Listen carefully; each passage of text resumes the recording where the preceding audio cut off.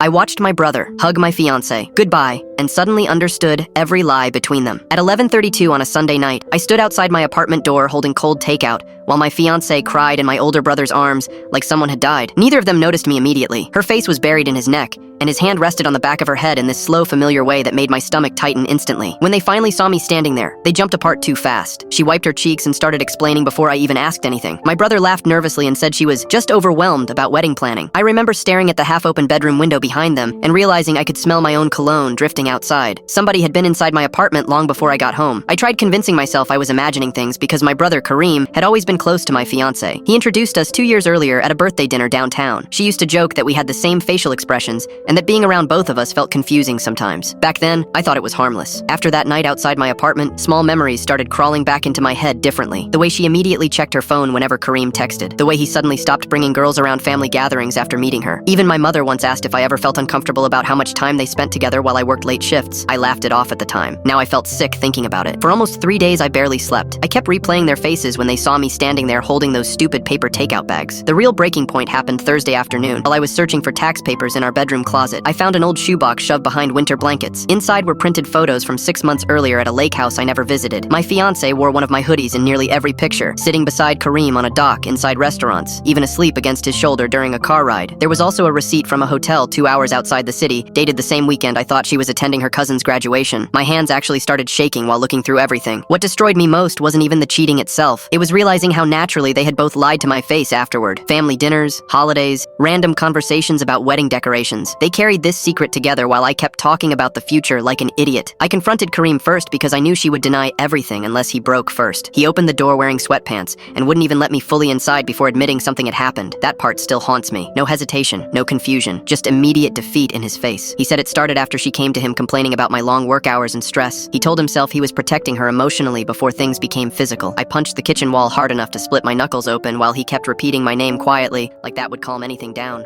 Later that night, she admitted they had been sleeping together for almost 8 months. 8 months while helping plan our wedding venue and tasting cakes beside me every Saturday afternoon. I honestly thought the anger would feel explosive, but mostly I just felt empty and embarrassed. The wedding was supposed to happen next month. Deposits were already paid. Family members still call asking if there's any chance we can fix things privately. My father barely speaks during dinner now because he doesn't know which son to look at anymore. Kareem moved across town, and my fiancé took her things while I was at work last Tuesday. The apartment feels strangely larger without her stuff around. Sometimes I still hear phantom sounds at night, like her keys dropping onto the kitchen counter, or the shower turning on before bed. Yesterday, I found one of our engagement invitations stuck under the couch while cleaning. I sat there staring at my own name printed beside hers for almost 20 minutes before throwing it away. I think the worst part is knowing the two people I trusted most probably comforted each other after destroying me.